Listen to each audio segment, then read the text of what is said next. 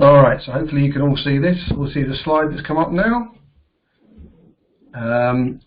Yeah, so welcome to this latest edition of the Working Smarter, Not Harder activity, conversation, discussion. The topic today is all about virtual stuff, but I've got to have a little reminder that if you haven't got your place yet, get your place on the PM Tribe live event. It is on June the 30th, so not long to go. And you know, as a full member, you get direct access to join this event at no charge. And if anybody does join the event, obviously at $99, they also get access, lifetime membership access to the PM Tribe. So it's we think it's a good bargain. So just a reminder on that. But the conversation tonight was all around delivering virtual workshops, and I kind of it was interesting because I've been working on restructuring some of the stuff I've been doing to be suitable for virtual or remote delivery, and I've delivered a couple already successfully, and we've got a few more lined up.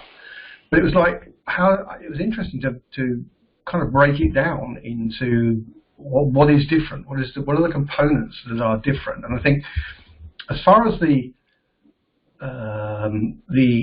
dynamics, the workshop dynamics, I think I've kind of listed them under these things. There's the group bonding, there's the kind of breakout casual bonding or chats, conversations, there's the attention span of anybody on one of these kind of remote courses, the interaction, and the mood checks of understanding how people feel. And as part of that, I think if you think about group bonding, it's kind of, well, it's relatively easy. It's the fun part of a workshop is when you have some sort of icebreaker, and as part of that ice-breaking process, you get to watch the individuals in the workshop interact with each other. I mean, it does depend, obviously. I mean, I do a lot of kind of public courses where the room can be full of people from different companies. That's probably the most common.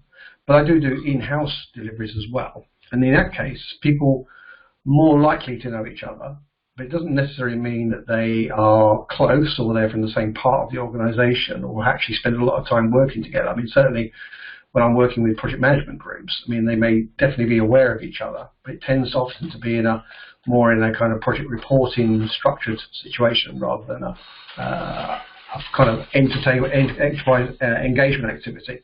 So I think as far as this is concerned, I would say, you have to think about group bonding and how you actually make that happen in a remote manner. And there are some kind of interesting ways of doing that. And you can find a lot of this stuff on, obviously, the World Wide Web of Wonder. But the one that I liked most recently was I was talking to one trainer, and he said his favourite exercise right now is to get people to stand up. They're on camera, they're remote, they're working at home.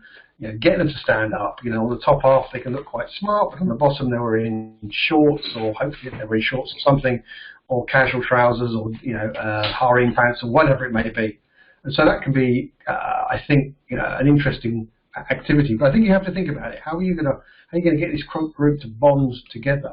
And then if you think about it, a lot of the bonding not only takes place at that manufactured start of the exercise of the work group, it is the fact it also happens in the casual breakout, the coffee breaks, the lunch breaks, etc. And it's like, how do you supplement that? How do you support that? And a couple of ideas that came up, I think, was it's kind of a you've got to kind of have a balance. You can construct so much, and you can plan for so much, but some of it has to happen naturally. But I think one of the things is I quite like the idea of you kind of meet a buddy. If you know who's attending the course, then you can randomly allocate a buddy, and it's their job at a break to go and have a conversation, a virtual conversation with them, and learn a little bit more, and then to come back and present back to the group. So you can build stuff like this in. It's not quite as natural, obviously, as it happening naturally over a coffee break, or you sit down at lunch and you happen to sit with 5 other people and you start talking. But I think you have to try and build in as much as you can, and certainly encourage it as much as possible. And then there's the attention span. I'm going to show you it's a one-day workshop that's been now split out into 2 days, 2 remote delivery days. And it's broken down because the attention span on remote delivery is significantly shorter. That doesn't mean we know if you sit down in a training course, let's say typically it's like an hour and a half sections during the day, hour and a half break, that kind of thing.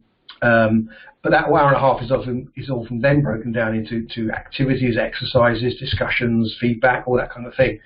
So actually, if you think about the attention span, it's not like doing a keynote presentation, which obviously is something that I do a lot of, and I'm sure you've done in the past as well, where you kind of you have to engage and connect with an audience and constantly feed them with stimulation through the presentation. But you have to do that in a slightly different way, I think, with the kind of remote workshop. And then interaction as well. Interaction is really, really important. It's about getting the group to respond. And it's not always easy. We have a reasonable conversation on this one. Sometimes people are quiet, some people aren't, sometimes they're not. Sometimes it's quite stimulating after, sometimes there's nothing much to say. It all depends on who's on the call rather. What topic we've been talking about, how excited you are about it, or what kind of emotion you have about it. But in a remote workshop, you really got to build in that interaction, and we're going to do that in one particular way in just a minute. But you have to think about it, because you can't just I can't just stand here and sit here and talk for 90 minutes and tell you wonderful things, because it's not going to work. So interaction is quite critical. And again, you can do this. If you've got if you've got the technology that allows you to do this, and you've got everybody's video cameras working and stuff like that. You can get interaction with the audience. You can get to, if they agree with something, you can get to do the happy wave, for example. If they disagree, you got thumbs down or something like that, or shaking the head. If they like something, you can do a heart. I'm not very good at doing a heart, but yeah, you can do a heart. That sort of thing. Again, you can build in, you can encourage, etc. And put some fun into it, I think, as well, because when I do workshops, I usually bring a whole pile of little simple toys to play with, little things to kind of, I don't know, people like it, squidgy balls and bendy snakes and stuff like that. Things that don't make a noise, things that don't squeak or clunk around, but putting those on a pile at the middle of the table. And what I normally do is I just tell people, well, they're there for the duration of the workshop. If it's 1 day, 2 days, 3 days, it's, no taking them home, but you'll get to choose your favourite one at the end as kind of a souvenir. But again, if you can build that kind of gamification, it's not really gamification, but it's kind of the fun element into a remote workshop. You can do some great stuff. And I know I talked to a few trainers, and another one, he's delivering one into an organisation. He's remote, but the attendees are not remote. And what he's arranged for, at certain times, sweets to be delivered to the room and stuff like that, just to kind of build in that kind of fun activity. And you've got to check the mood for people. You've got to know how they're feeling. And one of the ones I just came across this recently. I've not heard this beforehand, but I think it's an Americanism. But it's kind of fist to five. You call out on the group. Tell them how are you feeling. It's like fist. Five's really good. So people go fist to five. You're doing great. They're loving what you're doing. 3 midpoint. If you only get a 1, hopefully a polite one, then okay, feedback time. What's going on? What's not working? That kind of thing. So again, doing that kind of mood checking, I think, is really really valuable. Now,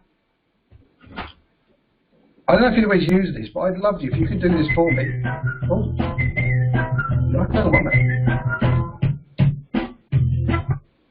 Wow, that was very musical. Okay, it's going to kick off. I'd love you to if you go to Mentimeter on your phone. This I found to be really good inside events like this.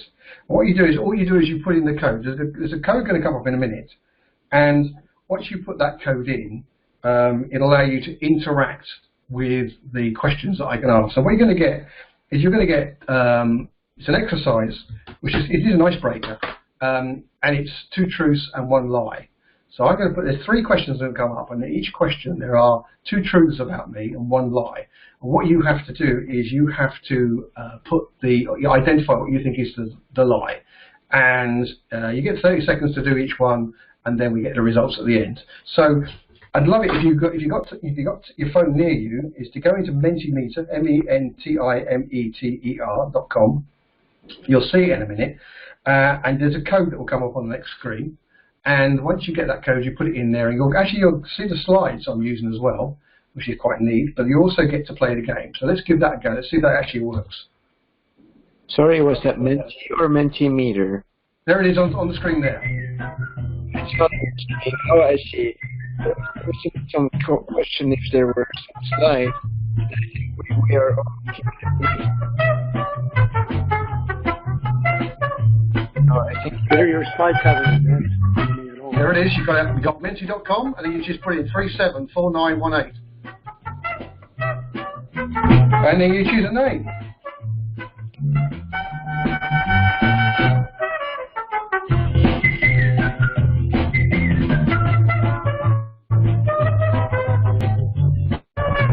All right, and start the quiz.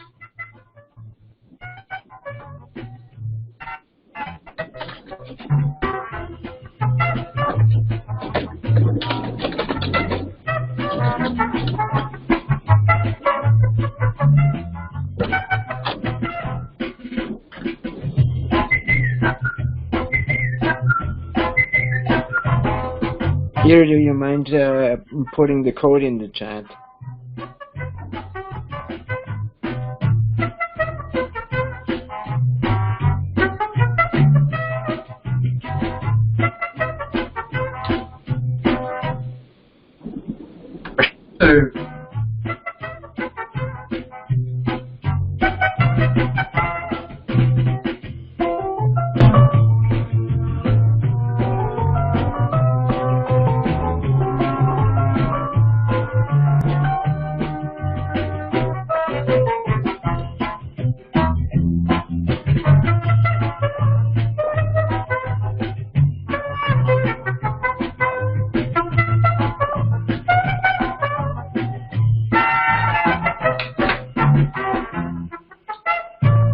Question 3.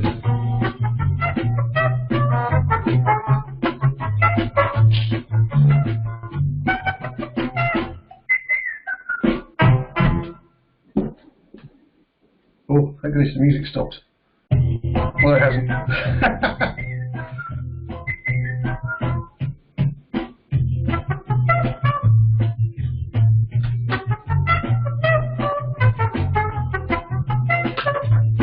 Peter, what was that code again? There we go. Right.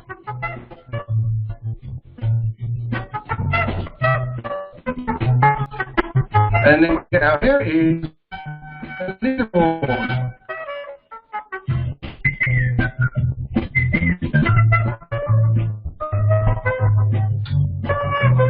Right, I'm going to stop that.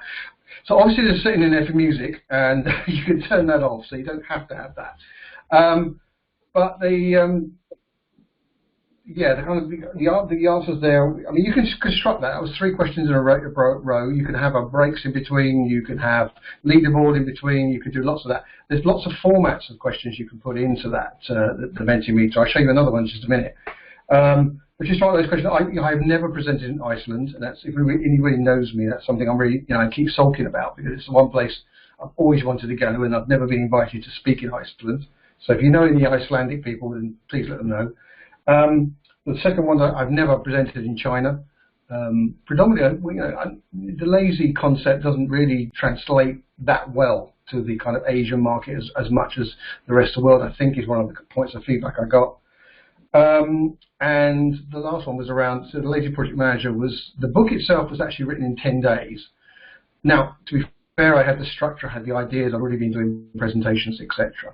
But you can kind of see there that it's a fun way of doing stuff and building something like that in. It reaches out to an audience. And there are other tools. I know, I think like in Zoom or whatever, you can also have polls and stuff like that. GoToWebinar does a similar sort of thing.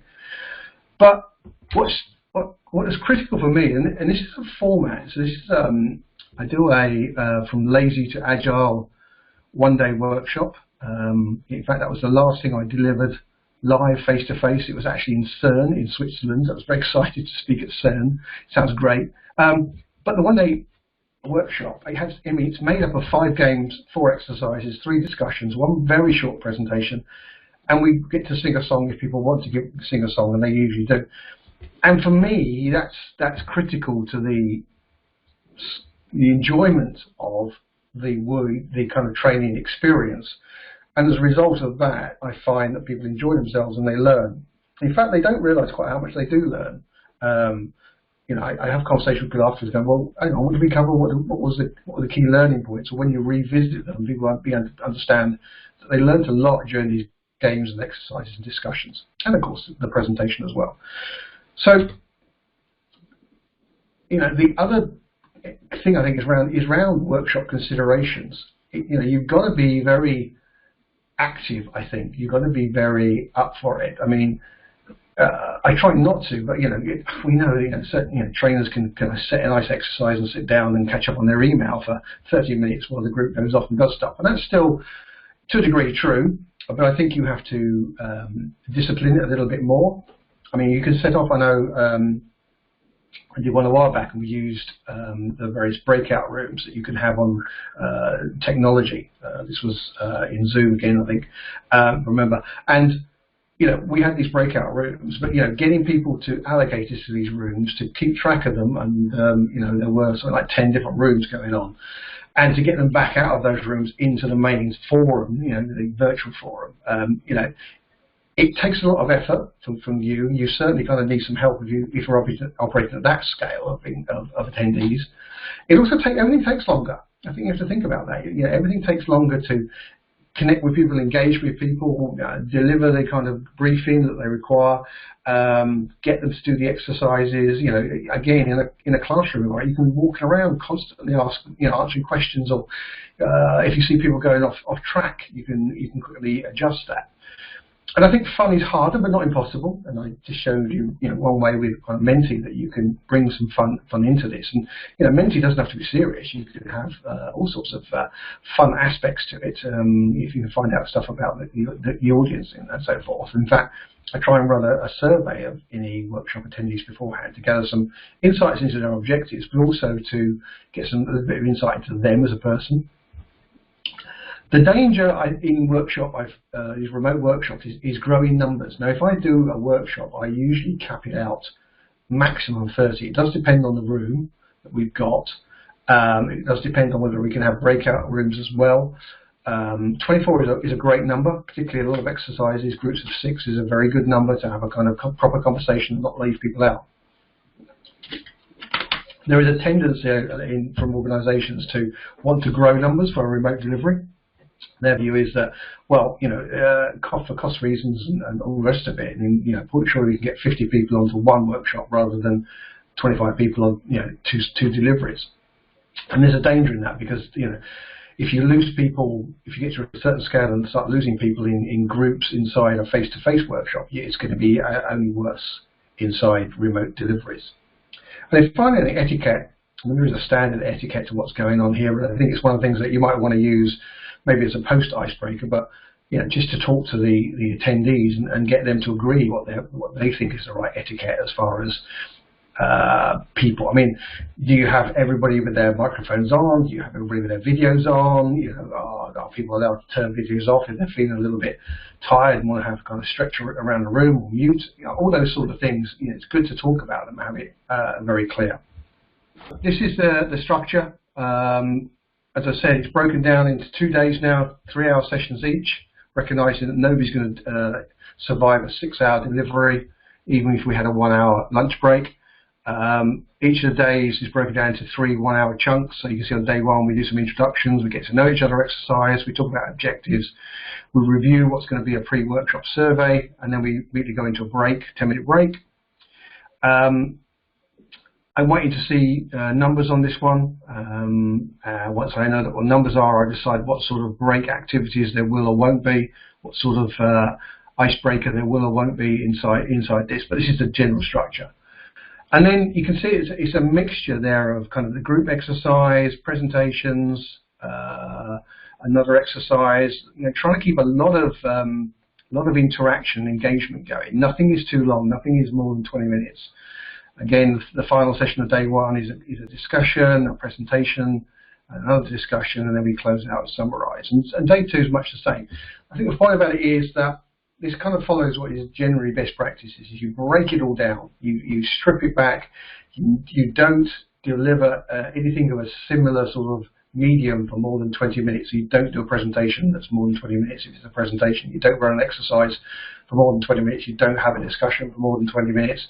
And this keeps things dynamic and alive and properly engaged. So on that basis, I think this is very much at the heart of being successful, because the messages are the same, the principles are the same, the learning is all the same, but your actual structure is different, I believe, with these virtual groups and virtual delivery.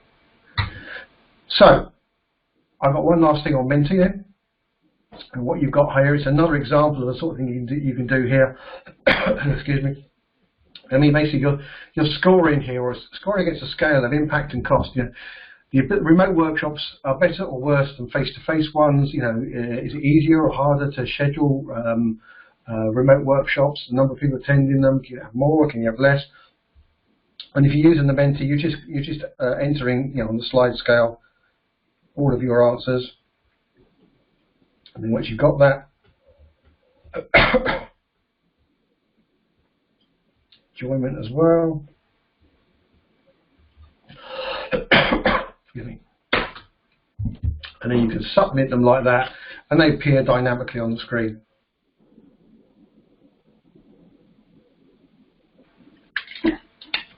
And if you're doing something like this in the moment, and you've got this ability to not only do, polls are good, but this allows you to not bounce around too much. I mean, you can pull up Menti if you want to as a link, or you can have a new screen for it, etc.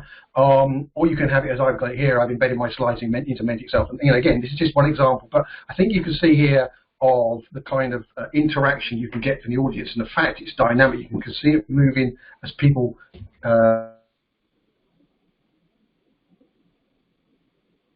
We're saying, the group is saying that the ability to schedule remote workshops is, cost-wise, it's a really good thing. The impact is we're just over halfway, which is okay. The number of people attending them, again, you can probably have a slight increase, but not too far, as I said.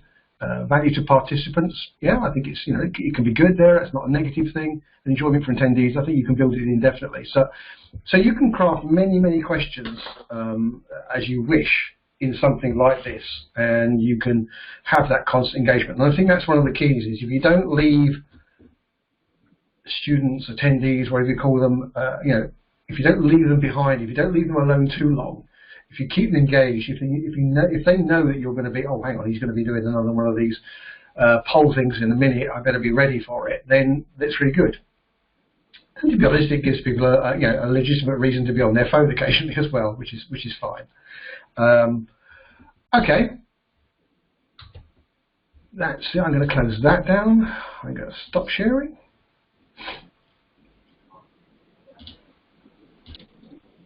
Okay.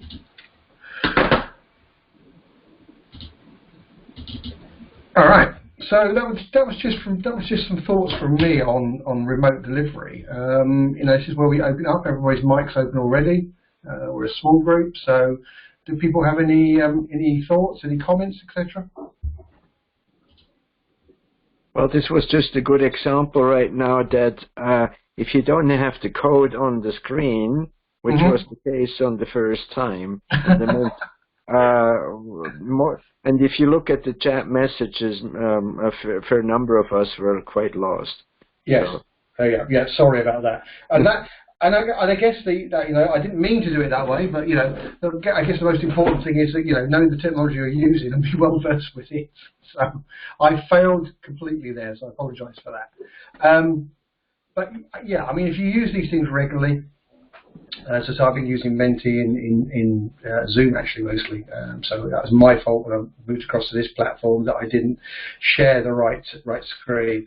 And the problem, and again, in this particular format in the display ad, I just see the slide that I have in front of me, so I can't see the chat when I'm presenting. And that's something that is a bit of a limitation in this one. But I hope you got the point there. The fact that, as I said, it's you just have to think differently when it comes to remote delivery, I believe.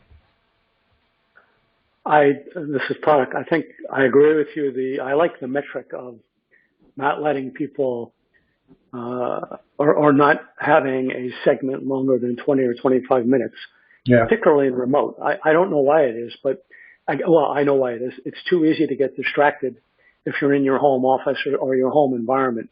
Yeah. When you're in a class, you might have your laptop in front of you, and it's probably during work days, so you may be looking at work emails and trying to follow a lecture or something.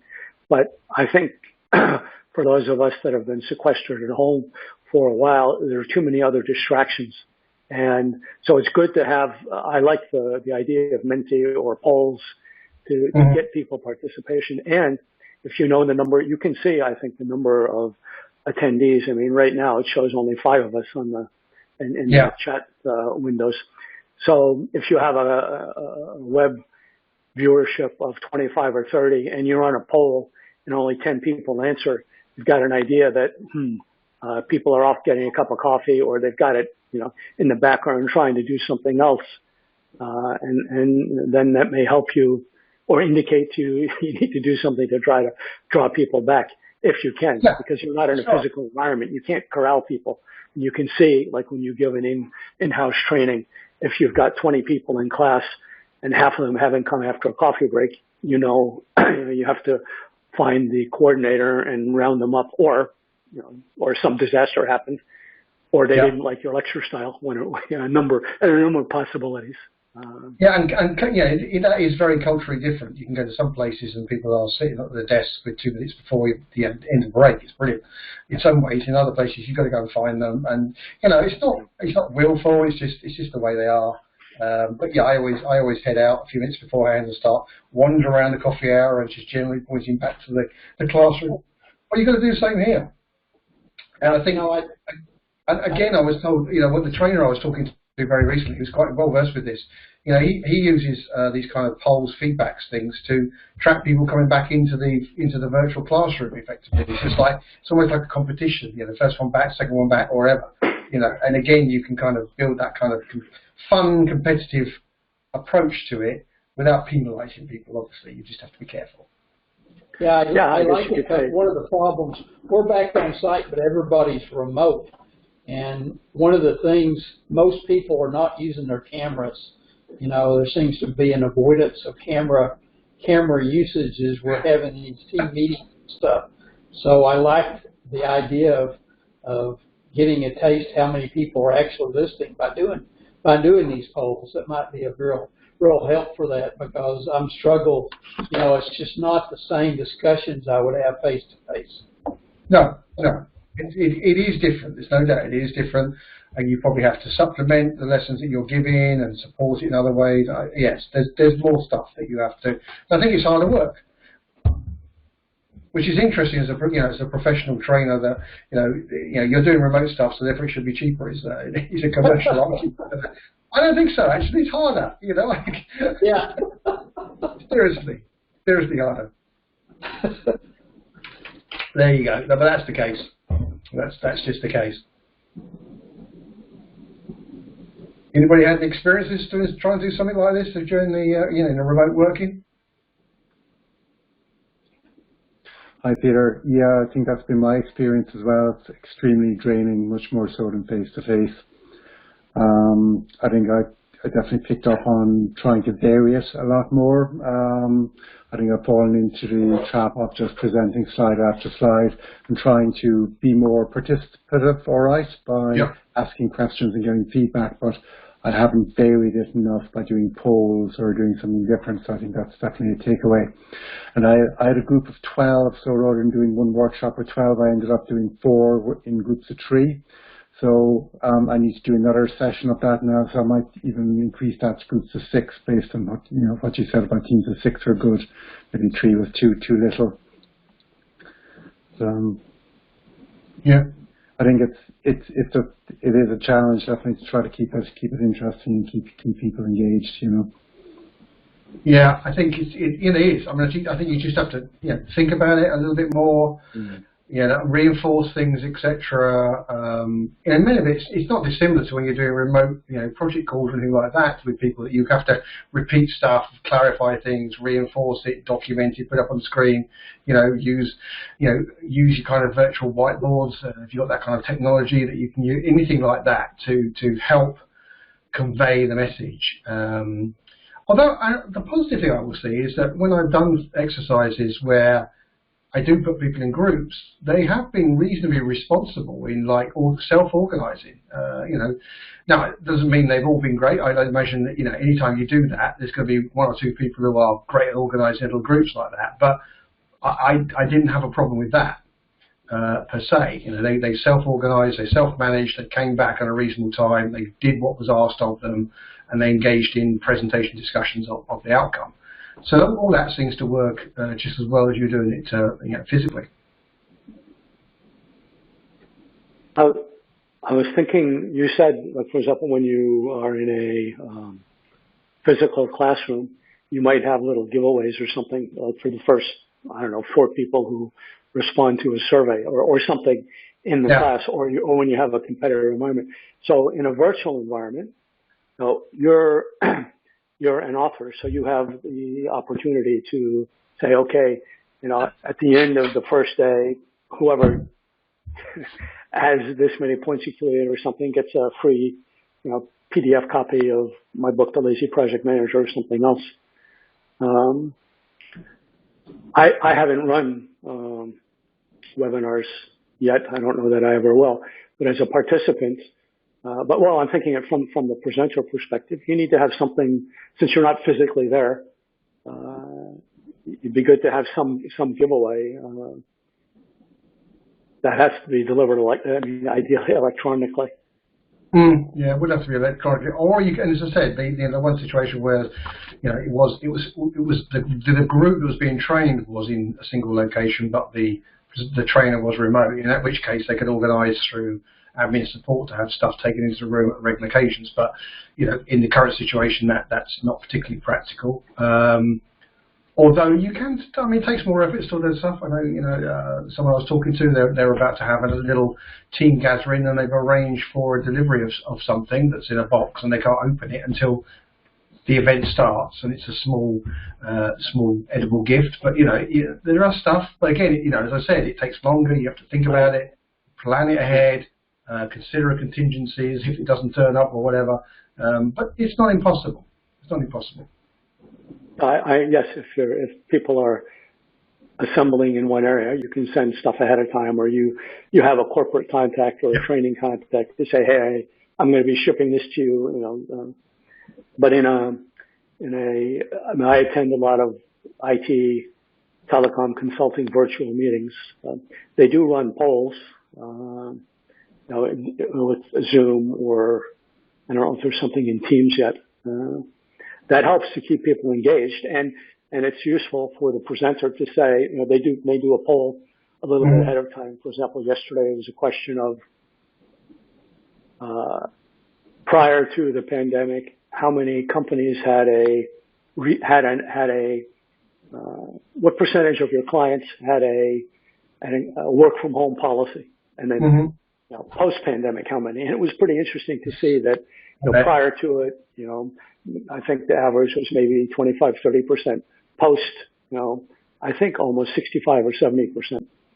So that was interesting to see the experience of the people on the call versus the presenter, who had some survey numbers from a survey of a couple dozen companies that his firm had just completed. So to either validate what the presenter is saying, or to say, interesting difference, and then you can talk about what are the potential reasons for that difference. It's a topic for discussion to engage people. No, I agree. It could be fun. You know, I talk about Menti because I find Menti is very portable. So it doesn't. Because often I don't. It's not my technology. I'm actually presenting on it. Somebody else's. You know, whether they chose to have Teams, Zoom, or free conference, or GoToMeeting, webinar, whatever. It's so Menti is entirely portable. And also, you know, if you put stuff in there which is like, you know, is real, and you really want to find out stuff rather than just simple exercises, you get a full recording at the end of it. So that's the other reason I kind of used it. I saw it a couple of times at conferences and thought this is really neat, and people like it. So I've used it more and more. So you set up an account. Just how you set up an account. Sorry. I was saying, so to use it, you create an account and they charge you, £50 a year. Yeah, it's like any other one. It's like, I think it's about like the base level is like $11 a month. Yeah, I mean you can. I think you can have a free version, but it only allows you to ask like 2 questions or something. Right. Yeah. It's like a survey. Yeah, it's like right. Yeah, it's an escalated scale according to what you want to use. Yeah. But I think once the basic level's in place, I'm pretty certain it takes you up to about 2,000 people potentially. It's huge, but it does depend what you want to do with it. Obviously, it's layer upon layer upon layer. But you know, for simple like polls or graphs or quizzes or stuff like that, it's plenty. Interesting. Thanks. Okay, no problem. Any thoughts from anybody else? Well, I just came across Menti today in a different meeting, and at the end, the presenter did not show the results, and I thought it was kind of frustrating in a way. You know? It's the whole point. It's the whole point. It's supposed to be. It was just for her. I mean, basically, you know, now please enter. Where do you want to go on vacation? And so, well, maybe there's data protection. Who knows what? But yeah, maybe it was an accident. I don't know. I mean, but that felt kind of frustrating. Yeah, the whole idea is to give feedback. I mean, I can understand maybe the last one at the end of a workshop is actually I'm going to run, you know, my feedback through Menti, and you know, thank you for that. That's fine. But generally speaking, no, because I mean, the stuff you can do with it is, you know, you can have like a word cloud. You know, what's the most frustrating thing about remote workshops or that? You can have, you know, where are you? It's like a league table of locations around the world appearing and scrolling on screen, depending on how many people put them in. You can have, you know, right or wrong. You can have, you know, most popular votes, all that kind of stuff. Yeah.